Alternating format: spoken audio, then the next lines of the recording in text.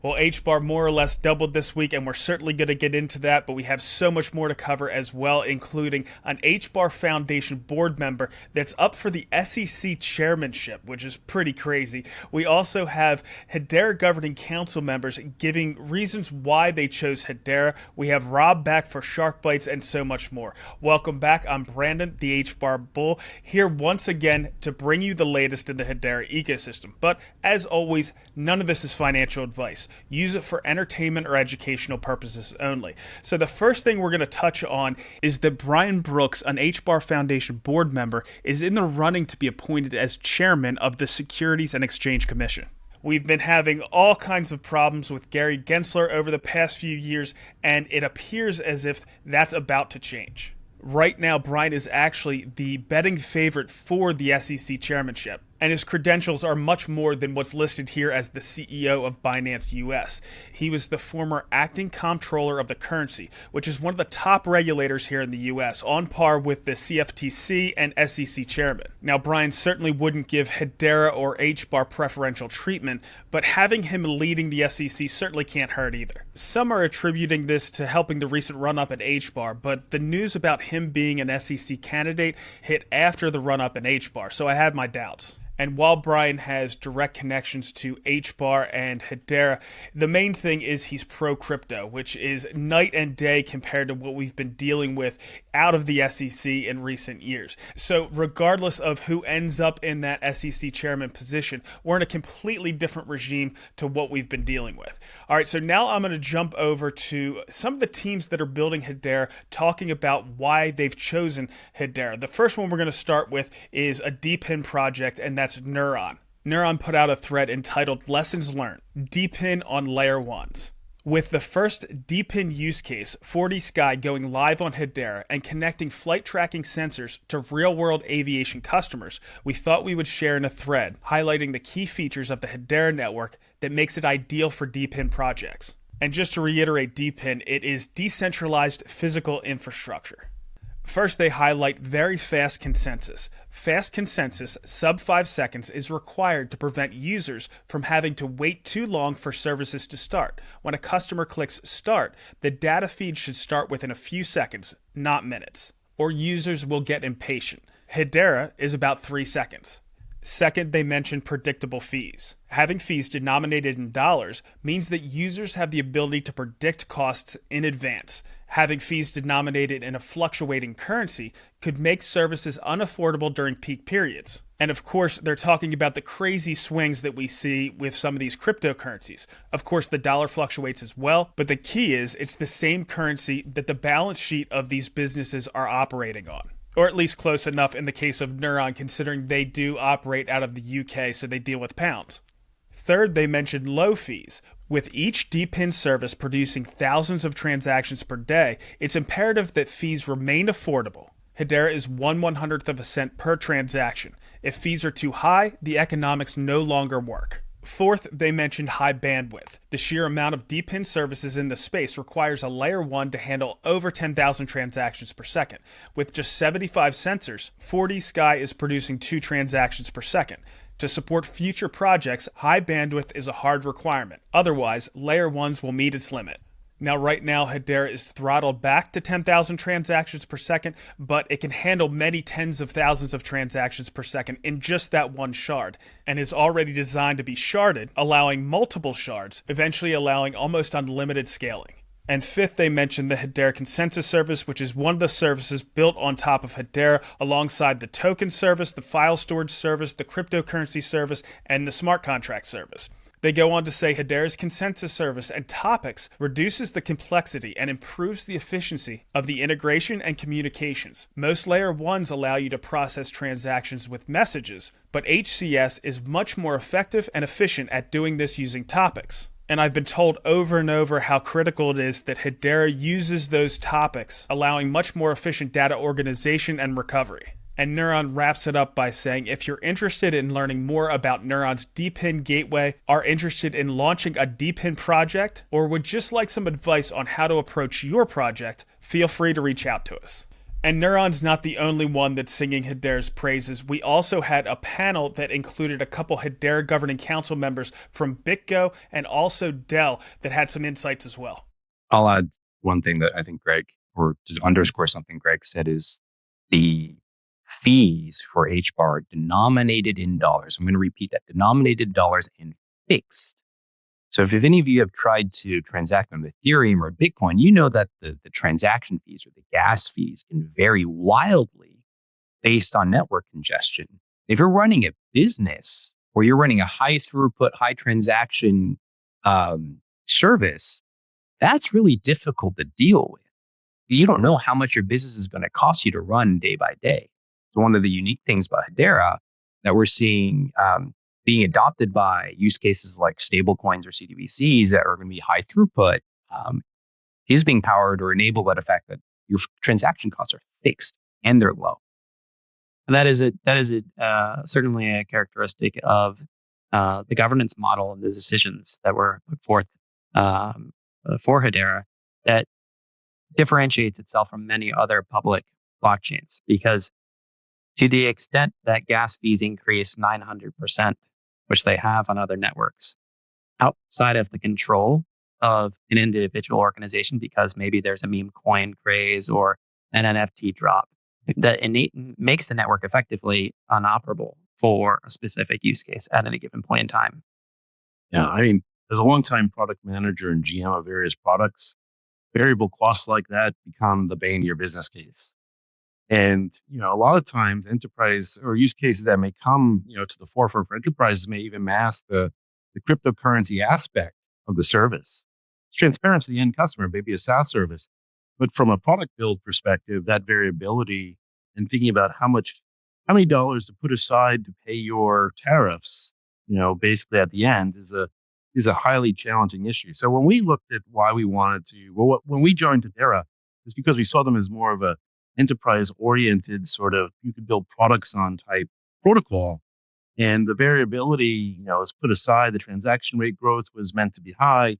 It starts to become more of a dependable service. And so that's what I mean when we talk about getting boring. It can be predictable, not highly variable. Now, Hedera takes reliability really seriously, and this isn't to throw anybody under the bus, but one of Hedera's competitors, it did have an outage this week. So the SUI network, one of the current crypto darlings out there, suffered what ended up being a 2-hour outage. Some reports indicated that this is the result of a DDoS attack, which due to being leaderless, Hedera is less susceptible to, particularly as we scale and continue down the path of decentralization. I noticed that there was some gloating from the Solana crew. For example, AJ Cashyap said, SUI blockchain is down, and they claim to be a Solana killer, which is a bit rich considering the issues Solana has had as well. But it's just bad karma if you ask me. Even Hedera had a bug in its smart contract service that didn't take the network down, but the council members did ring-fence the network to allow it to be resolved. So it's great that SUI got this resolved, but these DDoS attacks could continue to be an issue. All right, so we're going to jump over to DeFi because we've had some impressive things going on in the market, and we managed to get Brady back from Bonzo Finance to give us the inside track.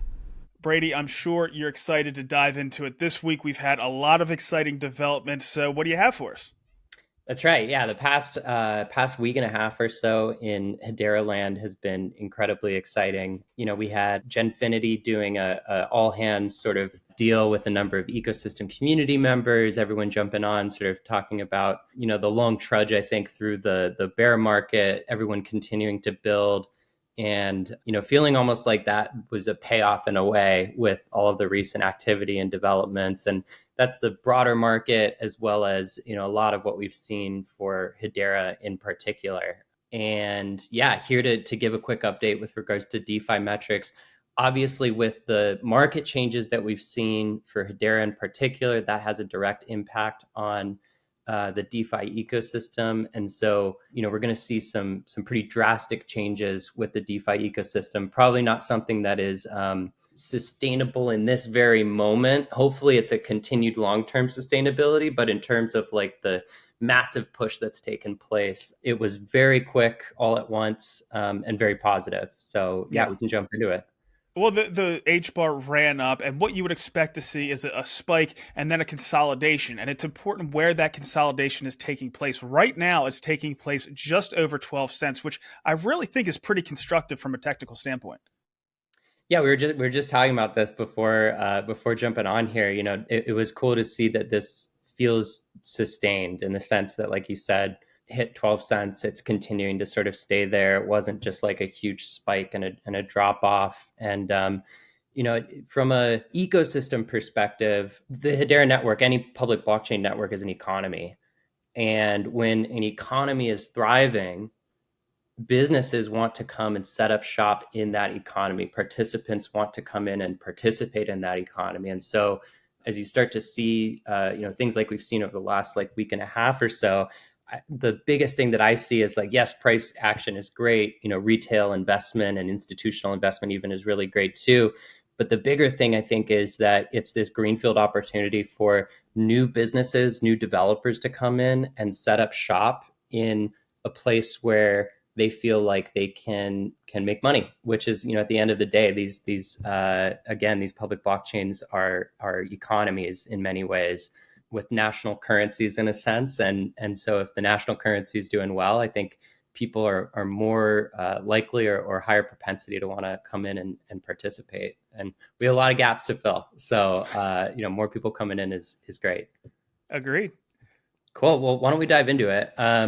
So, as we did on the last show with regards to DeFi Corner, jumping into some of the key health metrics for the DeFi ecosystem on Hedera. The last update that we did was on November 7th. So this is just, a couple weeks out from that date. And we'll continue to try to keep a regular cadence on these and actually grow out the way that we're presenting these metrics as well. So you'll notice from last time, we didn't have all of the metrics having a growth rate. There was only that for a couple of them. So we've added growth rates to a number of these. And I think as time goes on, trying to show this progress maybe broken out a little bit more. So there's going to be maybe some graphs that we'll see for some of this, but we're starting with a minimum viable product here with regards to DeFi ecosystem metrics. But DeFi TVL, we're sitting at about 165.8 million. Relative to last time, it's up by around 123%. As you alluded to earlier, the rise in the price of HBAR contributes to the US dollar value of TVL. So yes, we did see the addition of TVL in terms of assets in general, but what we also saw is a larger impact, I think, due to price. And so that's not just from the HBAR price perspective, but also the rise in price of all of the other assets and tokens on Hedera that sort of follow that price trajectory. So we've doubled, if not more, on the TVL front, which is awesome to see. Obviously, when there's a lot of market activity, you do end up seeing a lot of trading that takes place. Trading volume went up by almost 320% on decentralized exchanges. Primarily, a lot of that was captured by Saucer Swap. Impressive. So we're sitting at about nearly $190 million in trading volume just within this past week. So stablecoin liquidity, there has been minting of USDC on Hedera and fairly substantial amounts of it. So last time we presented here, it was around $10 million in USDC liquidity. We're up around 32% now, sitting at almost $15 million in stablecoin liquidity. Not only that, but it's stablecoin liquidity that is also being supplied to the DeFi ecosystem. So we're up about 50% in terms of stablecoin total value locked. So that's USDC that is supplied as liquidity into liquidity pools in Saucer Swap, in Bonzo Finance, HSuite, HeliSwap, the gauntlet of DeFi protocols on Hedera. That's up again around 50%. So that is great to see. That really is an indicator that stablecoins from a liquidity perspective are more accessible to DeFi ecosystem participants, which is what, exactly what we want to see. Hopefully that trend continues. I know that with, bridging coming online soon, some of the initiatives for bridging is going to be around stablecoin liquidity. There's also some on-ramp providers like Braille, XYZ that are doing some things around stablecoin liquidity as well. So really hope to continue to watch this trend grow. Brady, real quick, we saw for a long time we hovered around 9 million as far as USDC liquidity on Hedera. That actually dropped down to about 7 a few weeks ago, and we've seen this significant increase. Do you think that is from Braille, or do you know where it's being minted from? So I actually don't know where that's being minted from. One thing that I do want to check is there's an ecosystem member on X named Rapunzel, and they have created a stablecoin dashboard that starts to sort of dive into some of the specifics around stablecoins. And I think they may have some details as part of that dashboard in terms of where that minting is coming from. I'm not 100% certain at this point, though. At the amounts that it's done and given the accessibility points that exist for minting stablecoin liquidity, my guess would be, market makers or possibly foundations or Hedera itself, but really just speculating on that front. It's really the amounts is sort of what indicates to me that it's more institutional rather than retail. Regardless, it's a good trend to see. Yeah, no doubt. And this is the Hedera DeFi Plus ecosystem update. So as part of DeFi Plus, we are including some information about the NFT ecosystem. The NFT ecosystem market cap has substantially risen by around 161%. Sitting at $66.7 million. This NFT ecosystem market cap is a reflection of the total value of the NFT economy that exists on Hedera. And then actually, I think I had skipped over token project circulating supply market cap, which has risen 106% and is sitting at $2.25 billion now. That is similar to the NFT ecosystem market cap. That is the tokens that exist on Hedera that are fungible and exist in Saucer Swap and other DEX liquidity pools, basically an aggregate figure of the value of tokenized assets that are fungible assets available in the Hedera ecosystem. And yeah, that's risen substantially as well.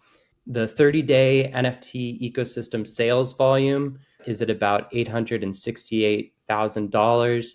This was a pretty significant rise as well. One of the projects that I was really impressed by recently was Dead Pixels Ghost Club. They released some new functionality for their NFTs that were very unique and exciting. It takes advantage of a verifiable random number generator on Hedera and some new functionalities that are baked into Centex to allow for what's called forever mints.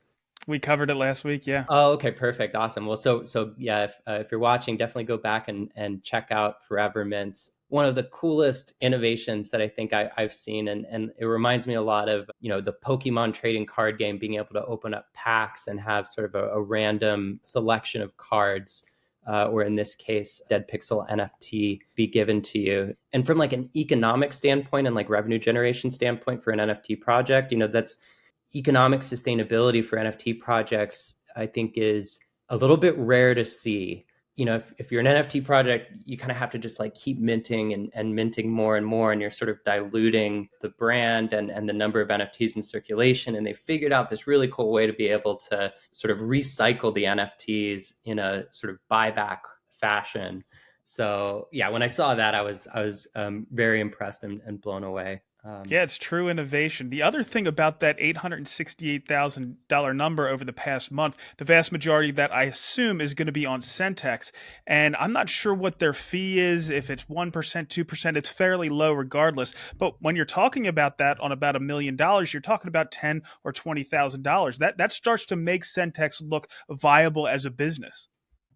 Absolutely, yeah. And going back to the point before about these public blockchain networks being economies and businesses that are setting up shop and needing to generate revenue and become economically sustainable. Centex is one of those. NFT marketplaces in general are one of those businesses, and it's great to see. We want to see businesses generating revenue on the network. Centex is one of them. And so, for them, trading volume is important key metric for them to be able to generate revenue. Like you said, even at those low percentage fees at volumes that are this high is great. So liquid staking APY using Stater Labs with HBAR X, it's sitting at about 4.84% now. That's gone up, a couple of points of a percentage point. And then native staking APY on Hedera sitting at about 0.12%, which is still substantially low relative to some of the other networks that we see. And then diving into some of the key updates across the ecosystem. So starting with Bonzo Finance, there is an upcoming NFT sale. It's the second NFT sale that Bonzo Finance is performing. And that's the ability to get some new NFTs that are being minted with community and points-based utility. So details on that are going to be announced pretty soon. And then just recently, TVL on Bonzo Finance has surpassed the 10 million mark, which was awesome to see. Again, part of that is related to the rise in the HBAR price as well as token prices, but also just continuing deposits that are happening in Bonzo Finance, with borrowing going live as well within the next week or two. So we're really excited about that. HLiquidity TVL is up around 114.8% to 1.62 million. Saucer Swap has launched the Lari Epoch 27, which started yesterday. As part of that Epoch, if you're supplying liquidity to various pools on Saucer Swap, they're giving away 157,000 HBAR, 372,000 sauce tokens, and 107,000 pack tokens, and 10,000 of the HLiquidity token, HLQT.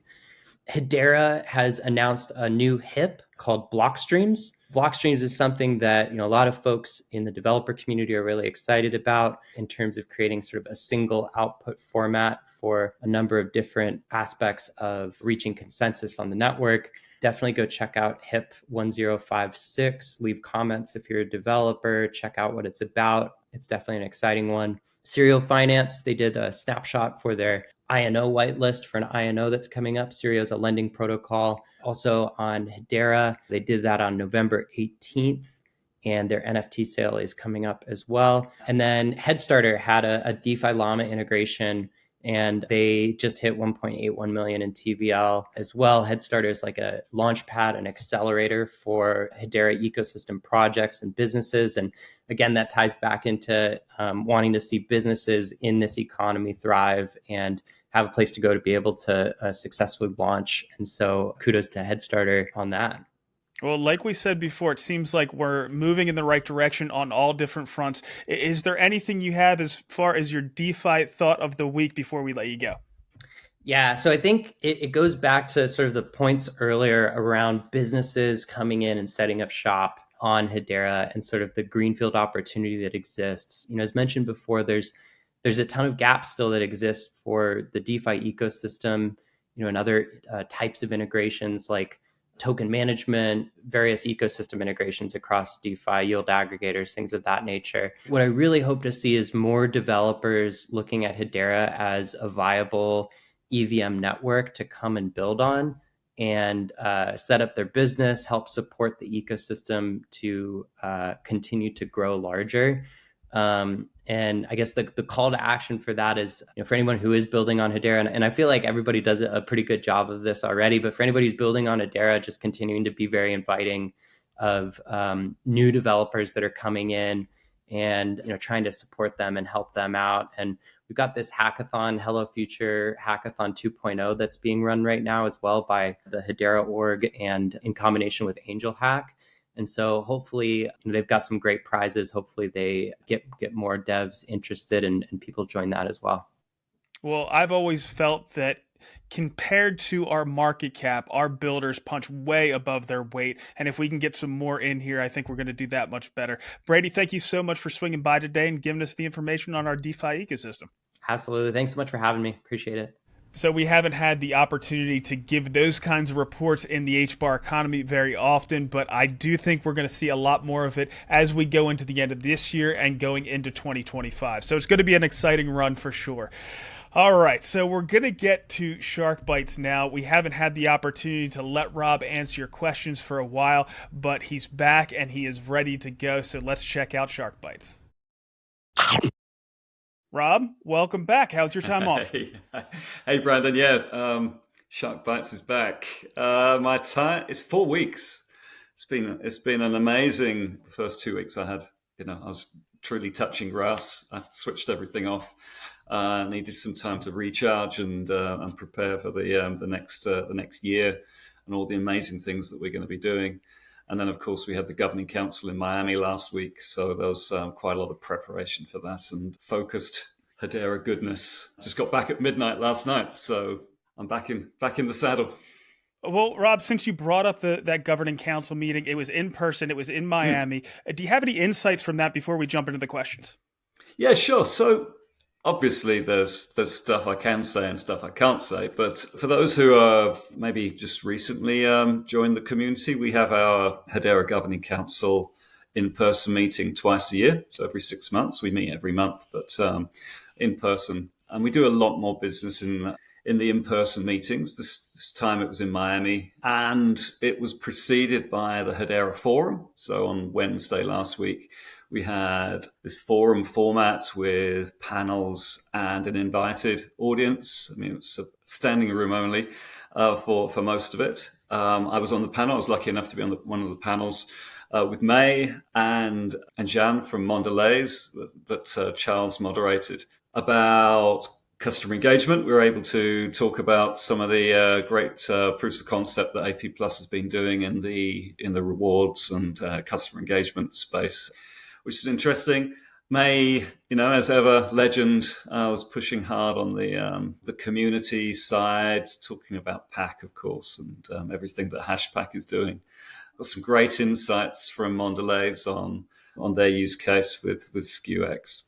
So that was good. But I mean, for me, the star of the show was the AI panel. There's had Lehman and Ronald from Prove AI, who's obviously just moved Casper Labs over to build on Hedera. There's a huge kind of thematic debate going on at the moment around Hedera's best use in the AI space, and lots of really great stuff coming out of that. We actually had a side meeting during the council. We break out into various tracks, discuss different matters of import, and one of those was AI. So and we've got an AI working group as well. So there's lots of thematic AI-focused data provenance and integrity use cases, which of course Hedera is perfect for. Oh, Jim was there. Sorry, Jim Nasser was there. He was one of the panels. Got some merch from him. Another one of the panels was about the political landscape shifting. That was really interesting as well. Clearly, our environment has changed in the last month or two, and we're looking at an increasingly crypto-friendly regulatory environment coming out of the US, which will pollinate hopefully the rest of the world. So we set up really well, and it was great to hear about what Nilmini Rubin had been doing in the background in Washington, the VARA legislation coming out of Dubai, which Christy Schwartz, who's our DLA Piper Governing Council member, was instrumental in delivering. So it's lots of really great debate going on. We had an RWA, Real World Asset Tokenization panel. Tokenization is a huge theme for us over the course of the next year as well, whether it be stable coins all the way through to securities and other kinds of asset that are being tokenized. And then, so that was all afternoon on the Wednesday. We'd had a leadership team meeting during the morning, so that kind of set up the rest of the week. We always like to get together in person because we meet quite regularly online, but getting together in person, all the committee chairs and the directors, to ensure that we're all kind of well aligned. Got to get into some really good conversations with May and Dan from Envision and Jim. So lots of kind of community leaders and builders alongside the governing council members and the panelists and the directors. So that was an amazing event. And then we got into the business proper on Thursday and Friday, and the council does a lot of business. I don't think people kind of recognize quite how much the council members, what they're doing. There's quite a few responsibilities that we have as part of the LLC agreement and participation in Hedera, participation in the council, the responsibilities both for network governance and to a lesser extent corporate governance as well. The LLC, the board sits on behalf of the governing council, so there are lots of decisions that kind of come up to the council that we have to vote upon. And nothing's set in stone. This is a very fluid, liquid environment, especially at the moment. So we were being briefed on the changing regulatory environment, the risk posture that is changing as well. The way that we've been over the last 2-3 years has been because of the regulatory environment. But if that's changing, then it's right that we consider changes both to our internal governance models and externally within the ecosystem. So there's a lot of discussion there. Some big decisions being debated and voted on. So and I've come out and I was distributing Earthlings pins to everyone on Friday. We're very well received. Anyway, let's put it that way. How's your daughter doing with Steam Runner? She plays my account, so we're not in the top 10 yet, so we haven't got on the leaderboard. But with me being away, I've got to let her train a bit harder just to start earning some of those Steam tokens. There you go. All right, so we're going to jump into these questions, but it sounds like everything's progressing really well at the Governing Council. How do you feel about Hedera and the governance compared to 6-8 months ago? Oh, it's an evolution, right? I think the council, almost by design, it's a slow and steady, trusted, stable, foundational organization. And so it's never going to pivot and flip in the way that maybe the community wants to see. That steadiness is its superpower. I think the ability to actually self-govern is really important as well. And so, that means the membership rules. It means the level of engagement. It means, voting on what the board looks like and the composition and, how we govern ourselves. So that's, all of that has kind of created me. I'm always super optimistic and positive about Hedera, but I think it's taken it to a new level now because it feels like, there's a lot of talk of Hedera 2.0, whatever that means. And I think we've got a lot more clarity now about what Hedera 2.0 looks like, how it's going to be implemented, and how quickly it's going to be implemented. So, I'm very, I've come away with a big smile on my face. Good. That's exactly what we want to hear. Now we'll jump into the questions. Sure. And the first one's going to be around the council again, but it's actually membership, future members, things around that. We got a few questions here. I know we do this every few months, but it's good to refresh. The first couple come from Eduardo, and he says, the year is about to end. Should we expect more governing council members to be announced before the 31st of December, 2024? Second, he said, since you're a member of MEMCOM, and I actually think you're CorpCom, I'm not sure if you're on MEMCOM there. I'm a co-chair of CorpCom, but I'm a member of MEMCOM. Okay. All right. There we go. So he goes on to say, when do you expect to have a full governing council? And then we have another one from Christian Hasker, who of course has been around the Hedera ecosystem forever. He asks, how many of the 11-ish governing council members whose terms are expiring or up for renewal are rolling off at the end of the year? And are there prospective members in the pipeline ready to step in? Well, let's deal with Christians first. So thank you, Christian. It's the first Shark Bites question I think we've had from you, and pretty cheeky because he knows full well that I can't talk about what he's asked. But there are 10, because I just double checked. I think there are 10 of the governing council members who are due for renewal this year, including AP+.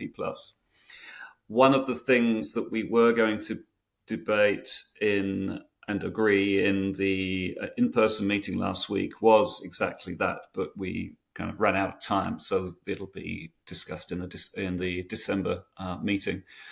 If you look at that list, I think all of them are active or in some way building or contributing or participating, maybe one or two less so.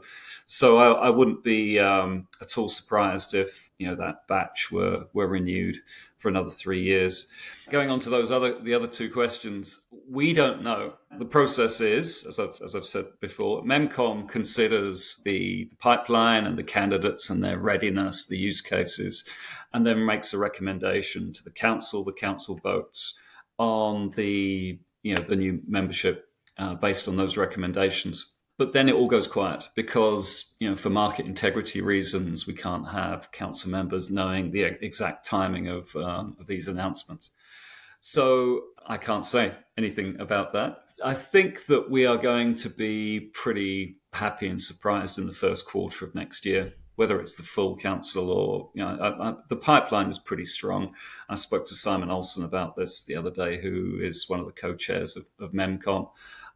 And, he was pretty happy with the progress as well. So yeah, I think that's still on track. I never thought we'd fill it this year. I've been on record saying that was a low chance. I actually sat next to Frank, the CEO from the Nairobi Securities Exchange, and he was just a lovely, lovely man, very, very engaged and engaging, excited about the new kind of relationship with Hedera. Excited also about the use cases that they're looking at, and these themes of real world asset tokenization are, right in the center of the lane. So, I think having what we should be doing is getting lots of council members, the remaining seats, and then beyond, new council members like that. Decision makers, business decision makers, well engaged, very use case driven, and those who are going to get to their solutions to production sooner rather than later. Some of the slow moving, longer term use cases are all well and good, and I think we should have those as well, because those are the big ones, the complex ones, the financial systems ones, the payments need a lot of. There are a lot of dependencies on putting a kind of financial services product, new one, into the market. The consumers have got to be ready for it. The risk and product teams have got to be ready, but all our ecosystem integrations have got to be in place as well. If you're putting a stablecoin solution in, you need custodial wallets that to custody everything. You need bridges, you need oracles, and those are coming into the fore now. I think we've had a big surge over the last 6 months of good ecosystem integrations. We've seen Axelar and Layer Zero, and we've seen Copper and DFNS, and we've got some others coming in very soon. So all the conditions are right for these big medium-term use cases to be delivered with all these dependencies now in place. But the more agile, shorter-term enterprise use cases aren't off the board either. And, we can learn, we can build on the lessons from the previous experiences. Part of the Governing Council meeting is actually still sharing these use cases. So there were a couple of really big, very interesting developments from council members who we actually hadn't heard from before, who were kind of quietly building in the background or collaborating and learning lessons from others. So that's one of the amazing things about the council as it grows, and over time, of course, more and more lessons are learned, and there's a willingness to share those, more so I think in the in-person meetings even than through CorpCom. We try and use CorpCom as a showcase for these projects and the lessons that have been learned from them, but in person it's always better, and that's what these kind of side events are for, to really to showcase some of the great stuff that's going. So yeah, it's one of the reasons I've got a big smile on my face is that I've got these wonderful use cases that are likely to land in the not too distant future. Well, I think you're pretty much answering the last question that Eduardo had. He said, are you feeling optimistic about Hedera? You've already covered how optimistic, how well things are going with the council, with the pipeline Eduardo for the council. obviously doesn't know me. I'm always optimistic, but I'm more so now, yeah. The next thing I kind of want to lean into with that question is the ecosystem. You already talked about infrastructure, but where our ecosystem is now going into what looks like a bull run compared to 2020, the same time 4 years ago. It's a completely different landscape within Hedera. It's so much more rich. Everything that we have, from the infrastructure side to, all the different platforms that we have, to gaming, to, sports, it just goes on where we are compared to where we were. Yeah, and I think the kudos for that has got to go to the ecosystem partners. The wisdom is that you build in a during crypto winter, and the foundation, THA, Hashgraph, have all been doing that, have all been building. So, we've got Stablecoin Studio, we've got the Asset Tokenization Studio, we've got Guardian, we've got Hyro, the Linux Foundation open source project. I mean, we've got EVM equivalents. And that's just on the Hashgraph side. We've got special purpose networks. The new private version of Hedera. All of these things have now kind of landed during that winter build period. Foundation has been responsible for catching up on NFTs, catching up on DeFi. Driving that kind of stablecoin implementation. We've had some great news out over the last couple of weeks out of the Philippines, what the stuff that Fresh Supply Company are doing. We're so well positioned for the DePIN narrative, for the RWA narrative, for the sustainability narrative, and now the AI narrative. I mean, how that can only be done through building over time and getting to a place where you've got a right to make those claims. Other chains make those claims. Talk is cheap; it's easy, but we've got the substance to back it up, and we've got the right to hype. So substance is behind the scenes, but the right to hype is where we're going to make a difference, I think. And hats off to all the private builders out there, the developers with Karate Combat and Saucer Swap and Hashback and Neuron and SkewX. I mean, we could go down the line of all these builders and everything they've been doing during this. It's too difficult to remember all of these builders, and they're all building on Hedera for their own reasons and legitimate commercial reasons as well. So yeah, I mean, I think we're in a very, very good place, and we mustn't forget all of these. You get very caught up in the different metas, and the sentiment over the last 6 to 9 months hasn't been the greatest, but I've had this sense that we've been turning a corner for a month or two now, and can't talk about price action, but wow. And I think that's just the start, right? And it's based on not just one hype point, which we've had in the past and it falls away again, but a sustained, consistent, multi-narrative foundation, which touches so many different trigger points that I see no reason that it won't just continue. Good points. All right, so the next one comes from Human Edge Performance, who asks, is Brian Brooks still an HBAR Foundation advisory board member? And I'd actually just say he's a board member with the HBAR Foundation. He's a director. Yeah. He's so he's not advisory board. He was always a director of the HBAR Foundation. And just real quick, Rob, just to give a reason why people are so focused on Brian Brooks right now, he's been brought up as not only one of the potential SEC chairmen, so that's to replace the person that we've been dealing with here for the past few years. But not only is he one of the names that's brought up, but right now on Polymarket, he is the favorite to be the new SEC chairman. So that's why people are curious about Brian Brooks right now. Of course, you know that, but there's a lot of other people who may not.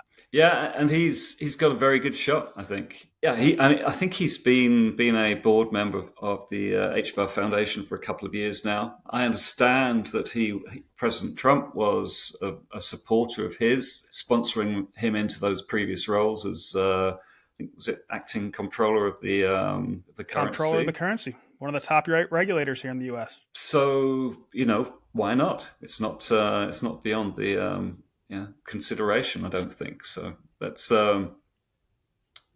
fingers crossed. Certainly going to be better than the current chair. Sure. All right, so the next one is Tropical Trader, and he's asking one that's probably up my alley. He says that he's wondering why Karate Combat's price is stagnant while the rest of the Hedera ecosystem is taking off like a rocket. Well, I mean, HBAR had been languishing there for a long time as well. The crypto market just moves in cycles as capital sloshes from one place of the market to another. It starts off in Bitcoin, it goes to the large caps, then mid caps, and then it just kind of moves around. We really don't know why. I'm very happy with everything that Karate Combat is doing. I see value there. This isn't financial advice, but at these prices where the Karate token is, I am buying some. One of the theories that was floated out there is that from the market dynamics, this one person said that it looked like somebody was shorting HBAR and buying Karate. And how that could unwind is, especially once HBAR starts to move up, essentially shorting is you're borrowing one asset and then you're pretty much selling it into the market. Well, in this case, buying Karate. So you're borrowing one asset, HBAR, and then using it to buy Karate. Well, if you borrowed that HBAR, you're going to have to pay it back at some point. And if the HBAR is shooting up in price, then you have to sell the asset that you bought to then get out of that position. So they'd have to sell Karate, buy back the HBAR so they can pay it back. And as the HBAR's price was going up, that could get somebody into trouble real quick. So that is one dynamic that might have been taking place. I don't have any evidence of that, but it was a conversation that I was having. But either way, when it comes to these tokens, I don't try to overthink crypto. I just look at the things that I think have value or may be undervalued, and I pick up some for my portfolio. But of course, again, that is not financial advice. All right, Rob, I'm not even going to ask you about that because I don't want you getting into I don't trouble. trade. No, I don't trade, so I'm the last person to ask. Yeah, well, I'm not trading either. I'm just seeing the opportunity and adding to a position there. But we have another one here that's perfect for you. It comes from About It. He says to ask Rob, why do websites like RWA XYZ totally ignore real-world assets tokenized on Hedera? Could the HBAR Foundation give some metrics around RWA tokenization on Hedera? Now, I know when Scott Teal came up with the moniker total value represented, I thought it would be a great idea to have all of that on the Hedera website or on the HBAR Foundation website. And teams like, Diamond Standard or Red Swan or even Cast Capital could supply those numbers of what they've tokenized on the network all to this one repository so we could see what that headline number might be. And then, of course, that could be easily accessed by something like RWA XYZ to be able to present as well. But I don't see that stuff getting picked up yet. Is it just the issue around organizing that information and getting it to these websites? Why do you think we're not being represented? It's an excellent question. It's really and it's a really timely question. As co-chair of CorpCom, we've taken it on ourselves really to drive a new and fresher view on metrics across the ecosystem. So RWA.XYZ is obviously focused on real-world asset tokens. I'm not sure it was Scott that came up with the total value represented. I know he talked a lot about it, but he was a champion for it. There was some background to that particular metric as well. And there are others. And I think as part of this shifting narrative, this more retail shift, there's a greater maturity as well in the various metrics that the other chains look at. We have to have metrics which are aligned, whether we like it or not. The people like leaderboards, they like comparisons, they like to be able to compare, apples with apples. And there are platforms like RWA.XYZ that have become market leaders in presenting this information. So we have to be there. We have to be where the eyeballs are. So there's Artemis and Allium and Sentiment and Nansen. So that there's a number of platforms that do similar things that we need to be integrated with. And the way that we've typically been driven these sorts of integrations is through the foundation. It's not done for free, so it has to be usually paid for, and the foundation is best placed, along with these other ecosystem integrations that I was talking about earlier, like custodial wallets and bridges and oracles. These integration points are necessary for Hedera to not be an island. You need to you're not just moving liquidity across chains, but you're the users of the Web3 space don't want to have bespoke products, on a chain by chain basis. They want a consistent user experience, and for that you need consistency in terms of integration. So it's an excellent point. It is being worked on. I actually have a presentation I was going to give to the Governing Council meeting last week, specifically on new ecosystem metrics.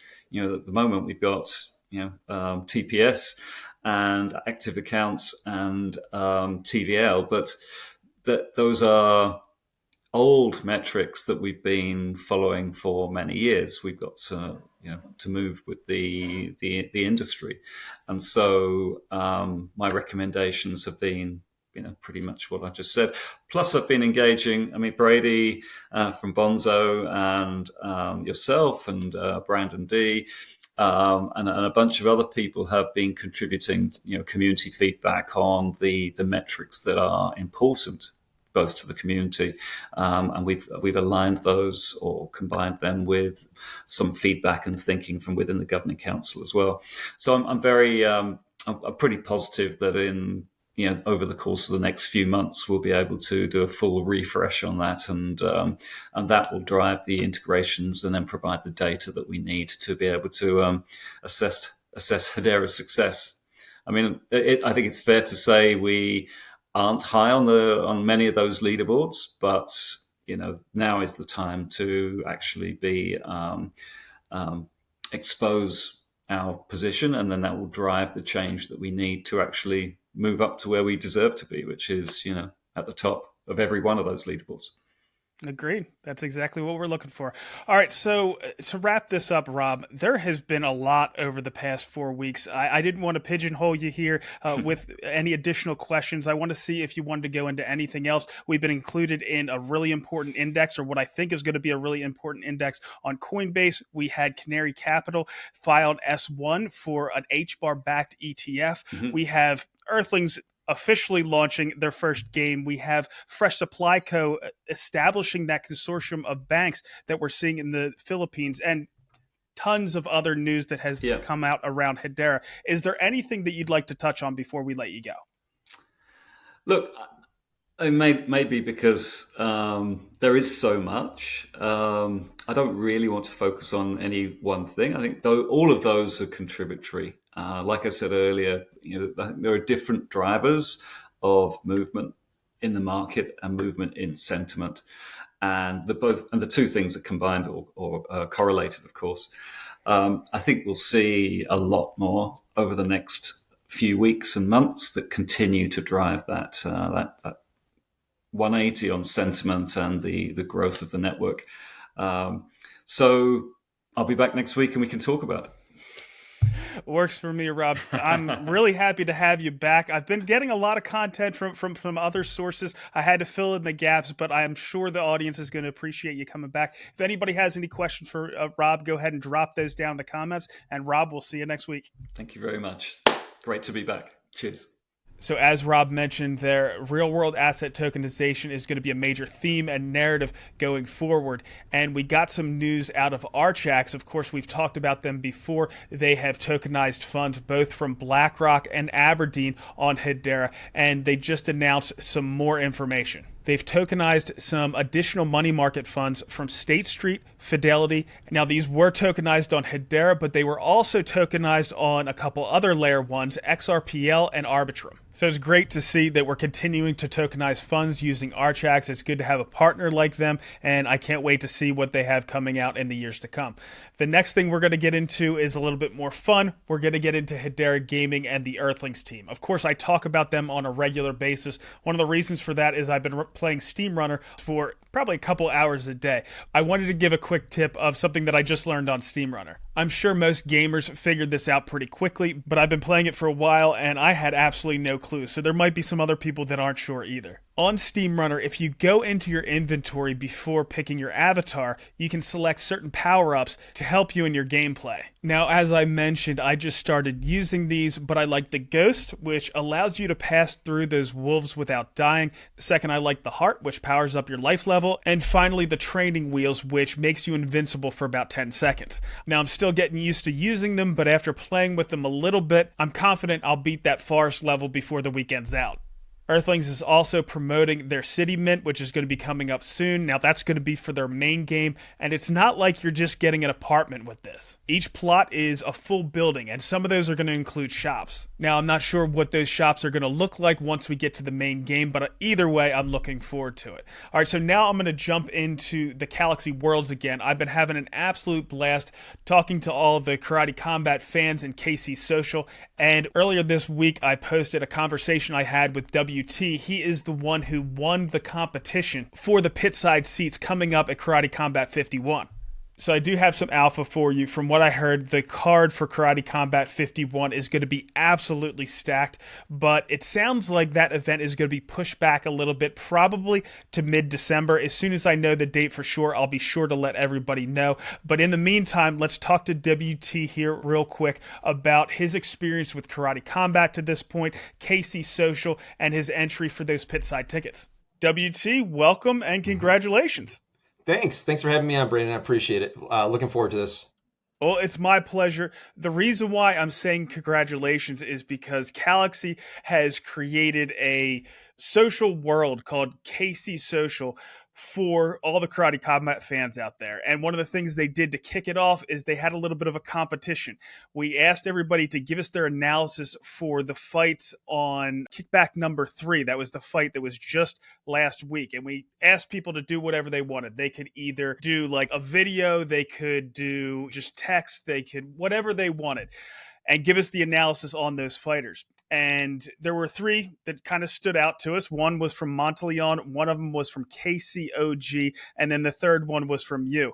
Now, we were going to do a poll in KC Social to see which one the community liked most. But the other 2 guys both couldn't make it to the next event, and that was the prize for it. Whoever was going to win this was going to get a full ride down there to Karate Combat 51. That's just going to be in a few weeks to be able to go pitside at the event, which is an amazing experience.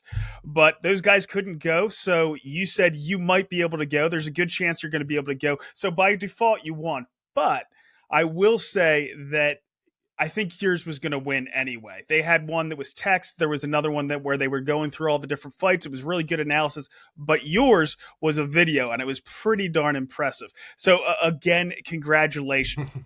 Thank you very much. I'm glad you enjoyed it. I like to put a little bit more effort into things. I've been doing video content creation for several years now in this space since about 2020. And thanks for giving me the opportunity to at least compete. I appreciate it. Yeah, good stuff. So what attracted you to Karate Combat, and what's it been like being a fan so far? I accidentally came across Karate Combat on X, aka crypto Twitter.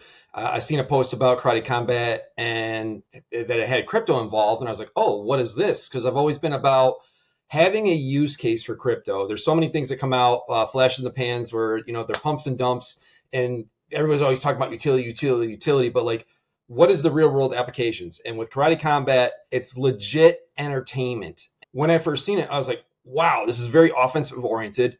And my interest was piqued right off the bat. Then I found out they had an app. It was super user friendly. I found out there's crypto involved. You could vote on it. And for the time being, in the next couple of years here, you can't lose at the moment. So it's almost like a weird form of staking. It's free on YouTube. That's like one of the biggest things. It's free to watch, and it's very, very entertaining. They got the slope pits. I was just like, what is this? How have I not known about this? Because I think it started like in 2018 or something like that. So I was like, wow, I wish I would have seen this way sooner, because I didn't get to see the first one until February. So this past February was the first one you saw? Yep. Kickback one. It was in Miami, Florida. It was a Cease's, President Awesome's mom's house. And they had these drones everywhere going through the house, up top, zooming down. It was just an amazing party, like DJ. It was definitely DJ crypto feel to it. And at the end of the stream, after all the amazing fights and everything, the cops are coming and they're shooting it with the drones of all the cops showing up. I'm like, this is nuts. This is absolutely nuts. I've never seen this happen before. And it was just like, wow, I'm hooked. I'm hooked right off the bat. Awesome. Awesome. Now, you're pretty darn early because they just started in May of last year. So you started about 8 months into them actually doing the up-only gaming. You mentioned that they started in 2018, but as far as this up-only gaming, the karate token, that's really new. So the next thing I want to ask you about is something that's even newer is this KC Social. And you found your way there pretty quickly. So what's your thoughts on KC Social so far? So I had the Galaxy app a while ago. I'm in the HBAR network, obviously, and I know a few people in the space. And I seen the Galaxy app, and I jumped in to check it out. And the app is super clean. It's super user friendly. I like the potential that it has. I don't know exactly where it's going, but they're doing a lot of things that's basically a much better social platform, and it's got crypto tied into it because it's got the wallet involved. So I'm like very, very intrigued about that. I'm on their Twitter. I'm on Karate Combat's Twitter or X, whatever you want to call it. And I seen the contest for the Karate Combat Social. So I was like, oh, cool. I didn't know that you could set up other worlds is what they're calling it. And so I was like, oh, this is like a branch off of the main, and you can set up your community. And I was like, oh, because I'm all about community. We have our own little gaming community with Web3 and all that stuff. And I was like, oh, this might be something more than I was thinking. Maybe it's like a Discord. Maybe it's a version of Twitter and Discord. Like they're almost marrying together. So I was like, this is cool. And then with Karate Combat popping, I was like, yeah, I already love Karate Combat. I'm in on this. And plus the contest, it's a no-brainer. It's a win-win-win. Yeah, it makes perfect sense. Now, one of the things that's nice is because it's early, it's a proof of concept. Galaxy is really nimble. They're trying new things. We're going to be able to kind of make this world exactly what we want. If we want different features and things like that, we can ping that off the Galaxy team, and they're probably going to get it for us. So I want to go back to your analysis here. Just tell us about your analysis, what you came up with, how you came up with this video, and just in general, what your entry looked like. So before all the fights, I try to go through all the fighters and look for videos on them. And that's just my strategy of like getting to know them, because most of these guys, they're unknown. And I was going through the videos and I came across Adam Noy's videos, and the speed that he has, and he's got a really good balance of offense and defense. And even when he's on the defensive, taking these punches and dodging and blocking, he's almost like a step ahead of the other fighters, I've noticed. And that gives him an edge. Plus, he's fast, and he's actually stronger than he looks. I've seen him like throw people around like a rag doll. I'm like, this guy's got like multiple tails. He's almost like a Captain America, can just do a little bit of everything, but really well. And I was like, yeah, this guy. And then I looked at the other guy, no disrespect to Rios. I think it's Rios.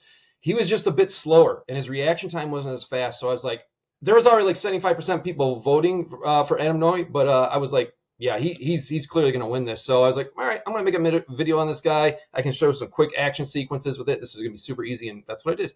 And that's the second time Noy has put on a clinic. He did the same thing against Perez, who is a tough customer himself. And one of the nice things is that division is really stacked. We have Tubayev, who's the champion. We have Vergara and Owen Chelmia, who was also in KC Social. Now, Vergara and Owen Chelmia are going to be fighting each other down at KC 51, I believe. And I think either the winner of those two can go up and fight Tubayev, or Adam Noy would be perfect to fight one of those guys. So it's a stacked division. I think we're going to have a lot of exciting fights going forward between those four guys. And I think that was the right pick, though. It was a clear one. Obviously, you picked the right guy. But I guess the last thing before we let you go, are you looking forward to going to this live event down in Miami? And have you done anything like that before? I did go to Nashville. Nashville is roughly about 8 hours away from me. And yes, I would absolutely love to go to Miami. When I was in Nashville, I took my oldest with me. He's almost 23, and he brought one of his friends with. They know nothing about Karate Combat at all. They know about UFC. They know about fighting. They're into sports. I was like, you two come with me. Let's go. Let's do a road trip. So we went down there, got a hotel. It was an absolute blast. It surpassed all my expectations. That's the one thing that really gets me about Karate Combat. It's like a party/degen atmosphere, but it's not too big yet to where you can't get access to these fighters. You can't get access to these people, but there's a couple thousand there. So it's a good number, but it is like a legit party. The action-packed sequences of all the fighters, it captivates you. And then you see people walking around like RFK showed up down in Nashville. BitBoy Crypto with his mistress or whoever she was. And then Scott Melkner was there. And like, I'm a huge fan of him. I didn't even get to meet him, but I didn't even know he was there. He was there. And there was someone else. I'm missing it. There was someone else that was there that was pretty, this really good weightlifter. We got to take a picture with him. And then at the Nashville also, I'm like getting in the middle of line to get a beer. And one of the fighters there, he's like my second favorite fighter, Lorenzo Trevino. He's my second favorite fighter in Karate Combat. Owen Chamiya is my favorite so far. But I mean, I don't know how I'm going to decide between him and Noy if they ever fight. That's going to be a tough one. But anyway, I got to meet these fighters, and it's just like, this is really cool. I'm getting a beer, and there's this guy that I like watching, and I get to have a conversation with him. He took a photo with me. It was a great, great experience. So I'm looking really forward to hopefully being able to make it to Miami. Yeah, they're really accessible. And, we've had Joe Rogan at these events. Like you said, they're star-studded events because it really is an exciting sport. It's one of the newest sports, one of the fastest growing sports. It's been fun to this point. But again, congratulations and thanks for hopping on today and talking about it. Awesome. Thank you, Brandon. It's been a pleasure. Now, even though I've been focusing almost exclusively on KC Social to this point, there are a lot of other worlds that are popping up in the Galaxy. One of the ones that I know I'm going to get really involved with is the HBAR world. Of course, with HBAR doing well, there's a lot more attention that's going to be coming to it, and now we have our own Galaxy world for it. And one of the things that I want to make sure of is that all the HBAR Barians out there are using these fantastic projects that are being launched on a regular basis, whether that's in the gaming space, whether that's our wallets, our NFT launch pads and marketplaces, Karate Combat, of course. And with Galaxy, we have a fantastic social media platform. Now, of course, we want to continue to use the other social media out there to bring additional HBAR Barians in. But I think when it comes to building communities around some of these projects, these Galaxy worlds are going to be absolutely invaluable. And Galaxy being a small and nimble team, they're going to be able to give us the features that we need and want. All right, so we're going to shift gears here a little bit to Lehman. Now, we see Lehman on panels on a fairly regular basis, but we got a video clip of him talking directly to the camera, so I wanted to highlight it. So Hedera is going great. We have a council that's up to 32 members now.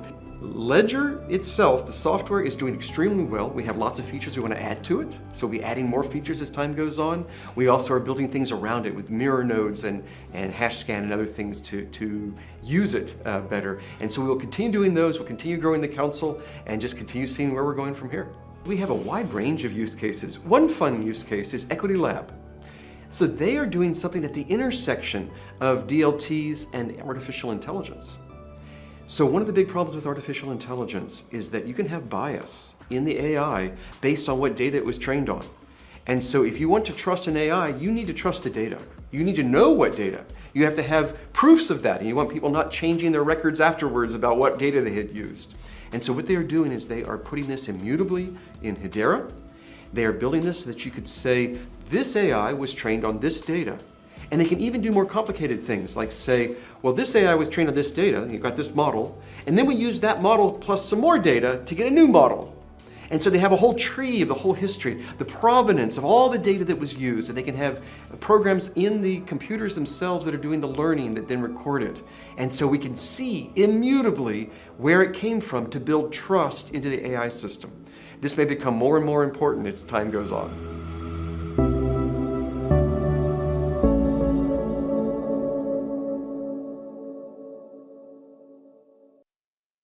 Always great to hear from Lehman, and he sounds as optimistic as ever. But I do have one more interview for you. It's from Dr. Martin, who is from Uphold, who just added some additional services for HBAR on their platform.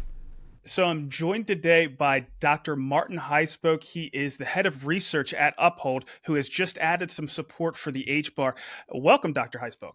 Thank you very much. Thank you for having me on the show. It's my pleasure. So to kick this off, can you just explain what Uphold brings and provides for the crypto industry? There's a reason why we added Hedera first, and that is the focus on legality and compliance. Any crypto degen would tell you that Hedera is shit. It's too centralized, too business orientated. We want crypto anarchy and not your keys, not your coin, and all that stuff. But for this to be adopted by the mainstream tech community, for blockchain and crypto to become a fixture, they can't be constantly disrupted by bad actors. People stealing money from software bridges, people losing their own keys. I mean, the whole user experience of crypto still today in almost 2025 is pretty shitty. Right? Recently, I came across, and somebody sent me an email and said, if you want to join our trial, here's the easy 38 steps to get where you want to be. So that's DeFi for you, 38 steps into you. God beware if you get one step wrong. So we realized very early on that user experience was going to be key. And Uphold built a fantastic back engine that we do not advertise this enough. I don't know why. I have to ask the marketing people. But it's got a feature called anything to anything. So whatever we have, and that is now the mainstream crypto, some very choicey alts that we try to discover very early always, and some popular meme coins. So we are a platform where you can buy and hold and trade these tokens, but we make it easy. Our engine has a feature called anything to anything. So if in the future we have tokenized stocks and bonds and tokenized gold and other metals, you can then in one click swap your, silver holdings, your tokenized silver, into HBAR. And what really takes 3 or 4 or 5 steps in the background for you is only one click. And this is what we've built over the past 10 years, a fantastic trading engine that is now being appreciated by institutional clients a lot. We have over 100 big institutional clients. These are private fund managers, pension fund managers, wealth managers of all sorts. And they take their first steps into crypto via Uphold International's platform called Ascent. And as soon as we opened Ascent and talked about what tokens we would make available to big institutional clients, we asked them, what would you like? And the immediate answer from them was HBAR. So there's definitely awareness and there is demand, right? Not everyone is a maxi of something, and Uphold certainly isn't. If we are a maximalist in anything, then it is the interoperability maximalism. We believe that there should be 1,000 different chains, but they should all be able to talk together. And the messaging system, the scalability, the ease of use, and of course the governing council of Hedera. I was pretty awestruck when I saw that the first time, who is on the governing council of Hedera. So there are lots and lots of people who are in blockchain, but don't necessarily want anything to do with this wild crypto space, right? Who do not trade meme coins and only in it for the fiat gains. And on the other hand, you have the maxes, like the Bitcoin maxes and everything. Bitcoin is the only network and everything has to be built on Bitcoin. We don't belong in that camp either. So what we are trying to do is find the best new assets, proven assets, and that has invariably led us down the path of, through my background as a data and computer scientist and mathematician, is the idea of using graphs in blockchain technology. And there are different forms of graphs. There are different applications of graph, but lots of good projects have them and use them. Avalanche uses them. Hedera uses them, and I have a hash graph. I think they are difficult. I found them always very difficult to make things work with graphs, but they are infinitely superior, right? So if you use even a layer, a second tier, so from that perspective, I put down together, when I joined Uphold 4 years ago, I made a list of things that I thought were important in the blockchain space. And one of them was obviously from my point of view already Hedera. Because they managed to do something that nobody else had, and then always stay on the right side of the law. And if necessary, you sacrifice decentralization, you get hacked, you throw an off switch. What makes degens or crypto, real crypto fans shudder, this idea of having an off switch, might in fact, for businesses might not be the worst thing to have before you lose all your funds. Understood. Now, you explained, why you thought Hedera and the HBAR was something good to add for the Uphold platform. What is Uphold going to provide for the HBAR economy? Well, first of all, we give access to HBAR to our selective clientele. These are fund advisors, wealth advisors who may hear about it for the first time. But this is about HBAR being added to Vault. So we have to go back to the idea that Uphold was founded upon is radical transparency. I don't know of any financial institution in the world who has a web page that shows all our assets and liabilities in real time, updated every 2 minutes, I think. I don't think any bank, any financial institution in the world shows you their books that freely. You can always check how many coins we own, how many coins we owe. And that transparency has led to our popularity amongst more serious elements in crypto, right? People who want to make blockchain work for the real economy.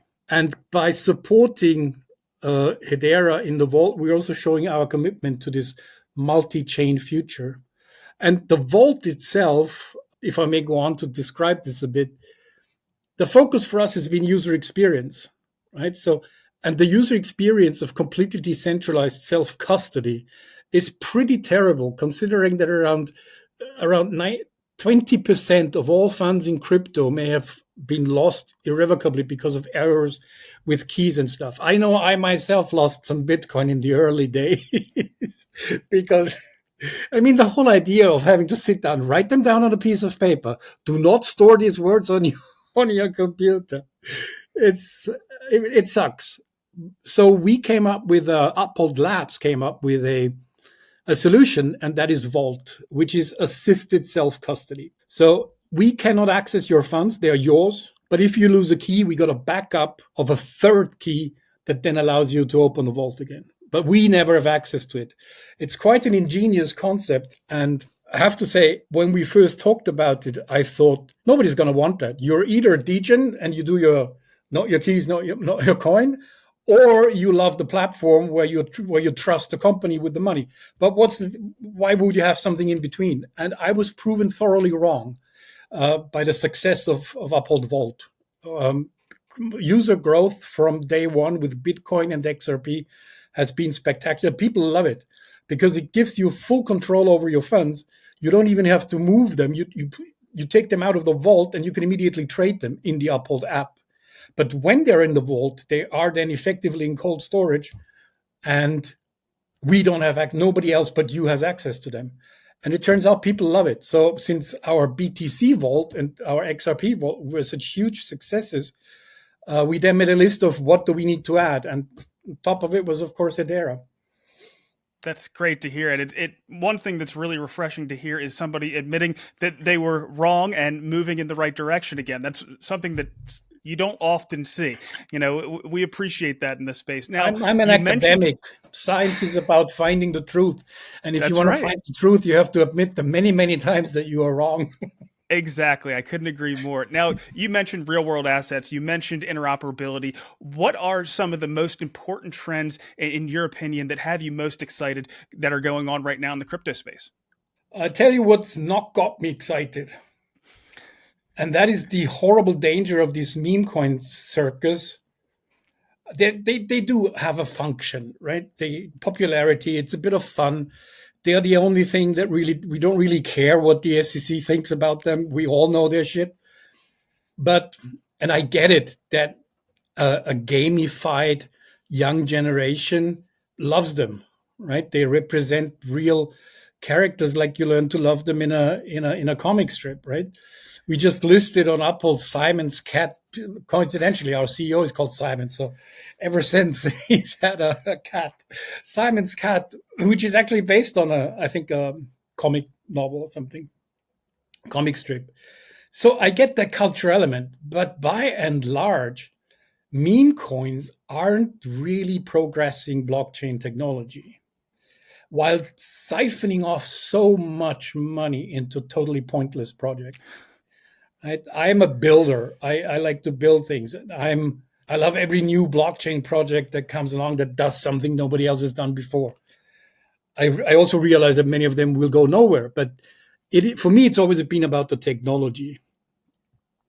And that is what doesn't excite me. This meme coin circus siphoning off so much of energy and manpower and money from real serious projects. Be that as it may, there's plenty of things to get excited about. And one of them is that we now have some clarity on regulation with MiCA starting in January in Europe.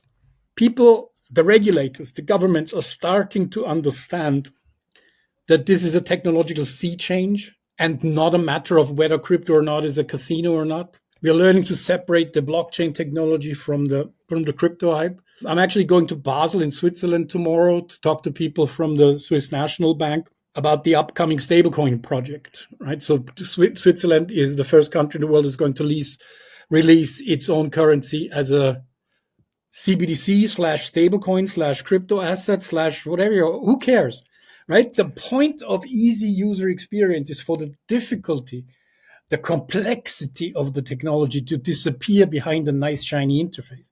That's why Apple is worth $1 trillion, right? Not because of what type of chip they have in there. Nobody cares anymore what type of computer chip is in your phone, right? All you care about is how you use it. And in blockchain, we are still at the stage, like, I don't know if you're too young to remember the early PC days when you built your own PC and you were fighting, I got a Pentium 2, upgrading to the latest RAM. Oh, I can only afford 16 RAM instead of 32. And we all cared about what's in the case, and we chose the case. It had to be a flashy case. All that's gone, right? People don't do that anymore. You just buy a device and you expect the device to work out of the box.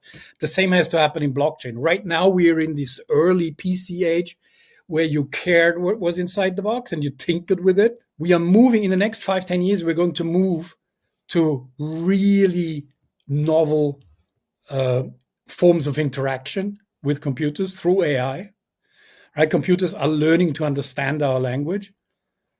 It should never have been the way we spent the last 40 years, us learning a programming language to tell the machine what to do. That's ridiculous. Why should I have to learn its language? So all of these C++ and the Fortrans and the COBOLs and the Solidity and Rust and Move and all these programming languages, I should just be able to sit there and tell the computer in my language what I want it to do, and it should write the code for it. And we finally arrived there, right? That's what's got me most excited about in AI. And any blockchain that works, that understands how radically different our interaction with machines is through AI plus blockchain. I think that's the most exciting development for the coming years. To interact with a blockchain with voice commands. Can you imagine? Can you telling your machine, go to Uphold, buy 1 Bitcoin this weekend? We are there. We are there where we start what we see in science fiction movie, people standing in front of transparent screens with the news on them and talking to the computer, and the computer understands everything. They're getting really good at that and translating. So Hedera is one of these projects that has a lot of interest into the direction of AI. They just did a deal with Casper Labs, the validators. Casper Labs is now called Prove AI. Prove AI, that's it. And Prove it's AI on gonna be Hedera. building around Hedera. The only constant thing in blockchain is everything Always changes once a month. I think that the things that you are excited about are going to be sticking around. Dr. Lehman Baird, his doctorate, I think, is actually in machine learning and AI. So, we're moving a lot in that direction, including with Prove AI.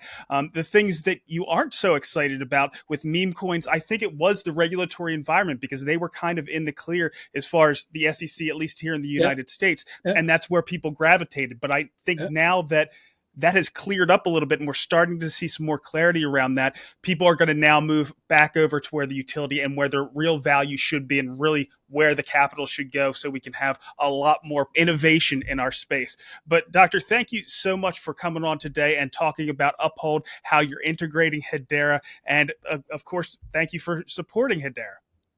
You're welcome. Happy to be part of the Hedera community. What are you called? The Hederians? Early on, I was trying to push for the Hederians, but now it's the HBAR have pretty much won out. Go Barbarians! And with that, let's do a short network analysis. The Hedera network has been averaging about 9 transactions per second this week, with spikes to several dozen. We've created about 60,000 accounts, transferred NFTs nearly 1 million times, and fungible tokens 150,000 times, all in the last 7 days. Moving over to the crypto and HBAR markets, Bitcoin has knocked on the door of 100,000 a few times this week, and as I'm watching it, it's within a few $100. It's only up 0.7% on the day, but it's good for an 11% 6% gain on the week. HBAR is up 6.5% on the day and 95% on the week and is currently sitting at about 13.5 cents. It held about 12 cents well, which looks very constructive.